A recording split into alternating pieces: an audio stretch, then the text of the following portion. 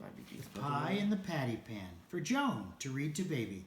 Pussycat sits by the fire. No. How should she be fair? In walks the little dog, says, Pussy, are you there? How do you do, Mistress Pussy? Mistress Pussy, how do you do? I thank you kindly, little dog. I fare as well as you. Old rhyme. Once upon a time, there was a pussycat called Ribby who invited a little dog called Duchess to tea. Come in good time, my dear Duchess, said Ribby's letter, and we will have something so very, very nice. I am baking it in a pie dish with a pink rim. You never tasted anything so good. And you shall eat it all. I will eat muffins, my dear Duchess, wrote Ribby.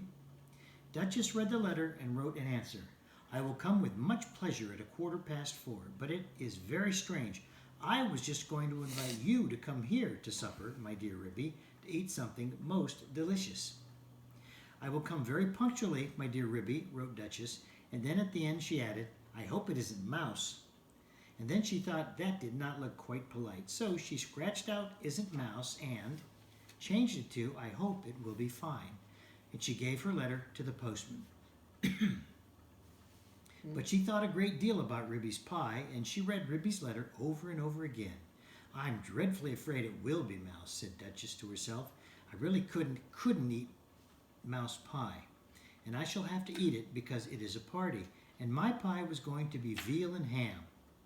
A pink and white pie dish, and so is mine, just like Ribby's dishes.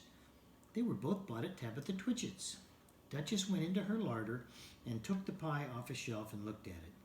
It is all ready to put into the oven, such lovely pie crust, and I put in a little tin patty pan to hold up the crust, and I made a hole in the middle with a fork to let out the steam. Oh, I do wish I could eat my own pie instead of a pie made of mouse. Duchess considered and read Ribby's letter again. A pink and white pie dish, and you shall eat it all. You means me. And Ribby is not going to even taste the pie herself. A pink and white pie dish. Ribby is sure to go out to buy the muffins.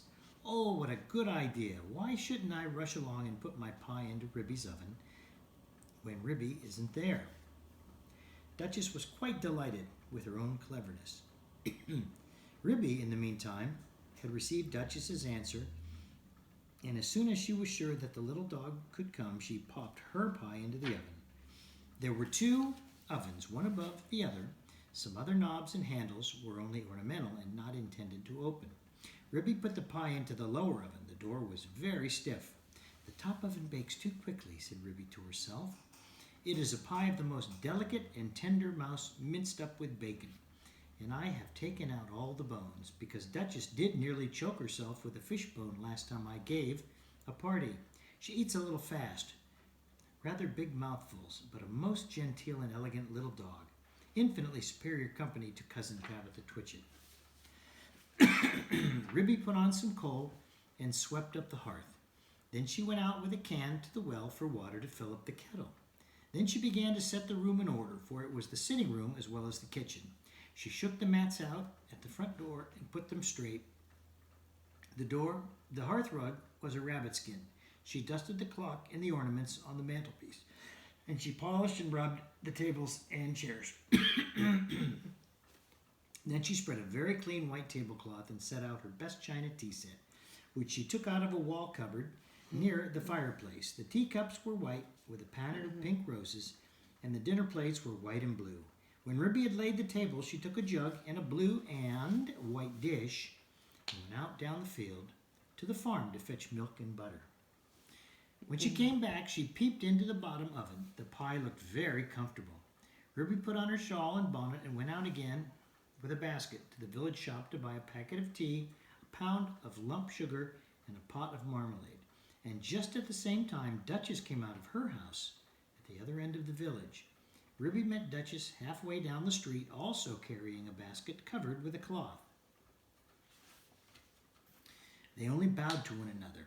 They did not speak because they were going to have a party. As soon as Duchess had got round the corner out of sight, she simply ran straight away to Ribby's house. Ribby went into the shop and bought what she required and came out after a pleasant gossip with Cousin Tabitha Twitchit. Cousin Tabitha was disdainful afterwards in conversation. A little dog indeed, just as if there were no cats in Sowery. And a pie for afternoon tea, the very idea, said Cousin Tabitha Twitchit. Ruby went on to Timothy Baker's and bought the muffins. Then she went home. There seemed to be a sort of scuffling noise in the back passage as she was coming in at the front door. I trust that is not that pie. The spoons are locked up, however, said Ribby. But there was nobody there. Ribby opened the bottom oven door with some difficulty and turned the pie. There began to be a pleasing smell of baked mouse. Duchess, in the meantime, had slipped out at the back door. It is a very odd thing that Ribby's pie was not in the oven when I put mine in, and I can't find it anywhere. I have looked all over the house. I put my pie into a nice hot oven at the top. I could not turn any of the other handles. I think that they are all shams, said Duchess, but I wish I could have removed the pie made of mouse. I cannot think what she has done with it. I heard Ribby coming, and I had to run out by the back door. Duchess went home and brushed her beautiful black coat. Then she picked a bunch of flowers in her garden as a present for Ribby and passed the time until the clock struck 4. Ribby, having assured herself by careful search that there was really no one hiding in the cupboard or in the larder, went upstairs to change her dress. She put on a lilac silk gown for the party and an embroidered muslin apron and tippet. It is very strange, said Ribby. I did not think I left that drawer pulled out. Has somebody been trying on my mittens? She came downstairs again and made the tea and put the teapot on the hob. She peeped again into the bottom oven. The pie had become a lovely brown and it was steaming hot. She sat down before the fire to wait for the little dog. I'm glad I used the bottom oven, said Ribby. The top one would certainly have been very much too hot. I wonder why that cupboard door was open. Can there really have been someone in the house?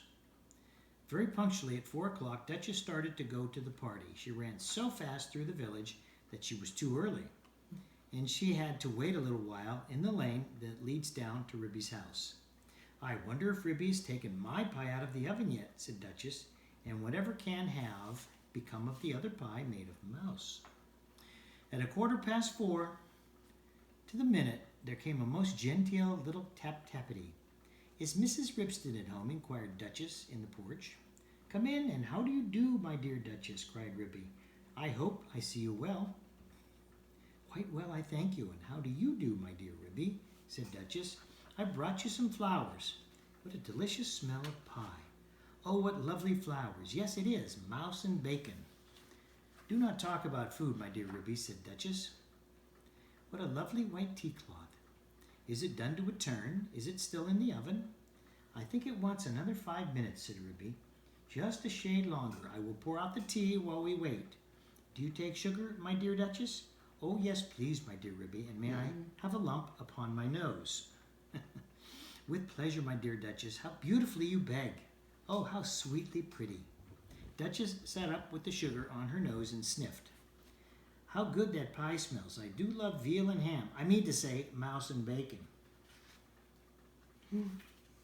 She dropped the sugar in confusion and had to go hunting under the tea table, so she did not see which oven Ribby opened in order to get out the pie.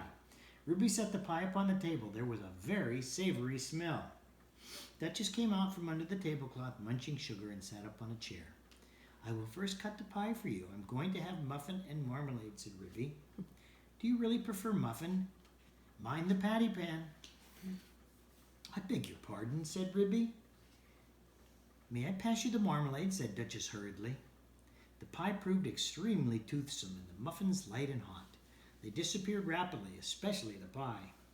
I think, thought the Duchess to herself, I think it would be wiser if I helped myself to pie, though Ribby did not seem to notice anything when she was cutting it. What very small fine pieces it is cooked into. I did not remember that I had minced it up so fine. I suppose this is a quicker oven than my own. How fast Duchess is eating, thought Ribby to herself as she buttered her 5th muffin. The pie dish was emptying rapidly. Duchess had had 4 helps already and was fumbling with the spoon. A little more bacon, my dear Duchess, said Ribby. Thank you, my dear Ribby. I was only feeling for the patty pan. The patty pan, my dear Duchess? The patty pan that held up the pie crust, said Duchess, blushing under her black coat. Oh, I didn't put one in, my dear Duchess, said Ribby. I don't think that it is necessary in pies made of mouse.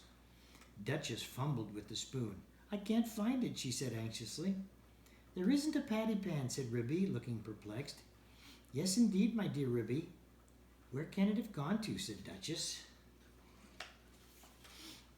There most certainly is not one, my dear Duchess. I disapprove of tin articles in puddings and pies.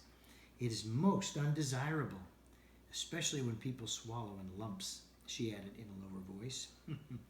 Duchess looked very much alarmed and continued to scoop the inside of the pie dish.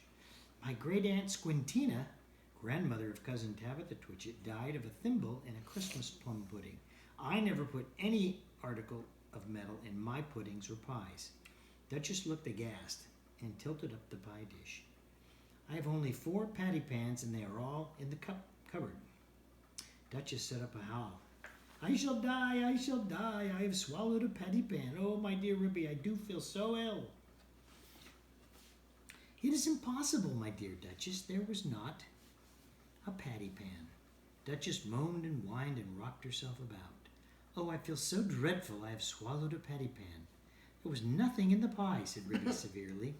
Yes, there was, my dear Ribby. I'm sure I have swallowed it. Let me prop you up with a pillow, my dear Duchess. Where do you think you feel it? Oh, I do feel so ill all over me, my dear Ribby. I've swallowed a large tin patty pan with a sharp scalloped edge. Shall I run for the doctor? I will just lock up the spoons. Oh, yes, yes, fetch Dr. Maggotty, my dear Ribby. He is a pie himself.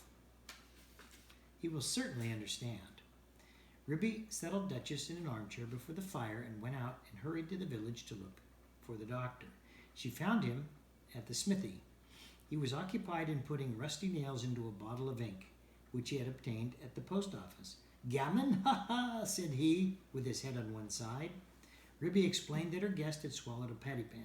Spinach, ha ha, said he, and accompanied her with alacrity. He hopped so fast that Ribby had to run. It was almost conspicuous. All the village could see that Ribby was fetching the doctor. I knew they would overeat themselves, said Cousin Tabitha Twitchit.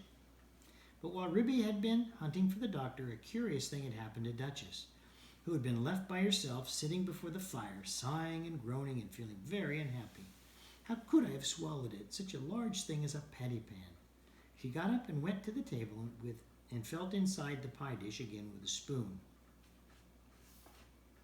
No, there is no patty pan, and I put one in, and nobody has eaten pie except me, so I must have swallowed it.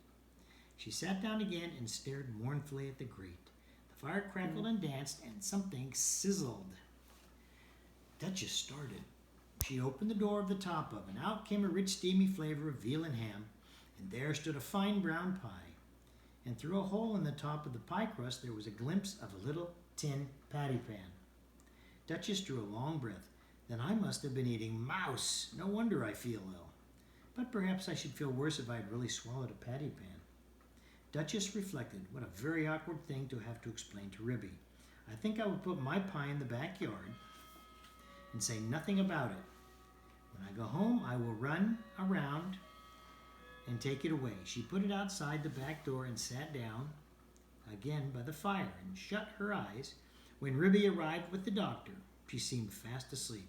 Gammon, ha ha, said the doctor. I am feeling very much better, said Duchess, waking up with a jump. I am truly glad to hear it. He has brought you a pill, my dear Duchess.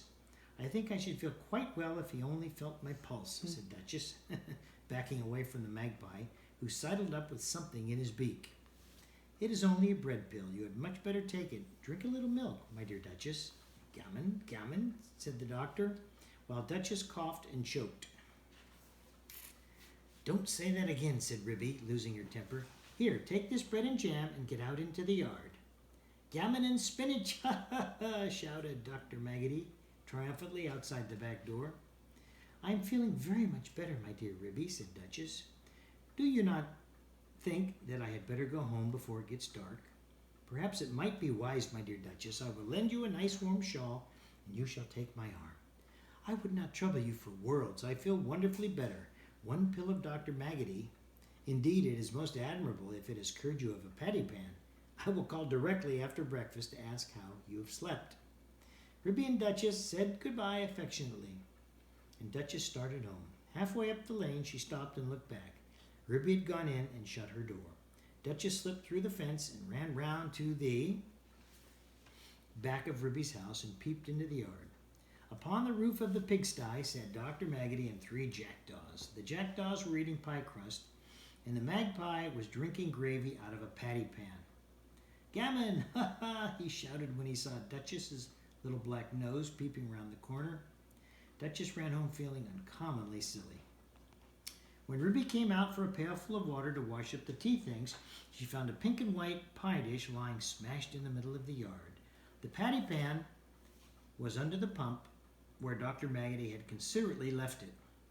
Ribby started with amazement. Did you ever see the like? So there really was a patty pan.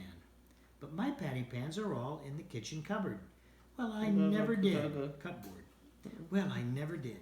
Next time I want to give a party, I will invite Cousin Tabitha Twitchit. The end. The end.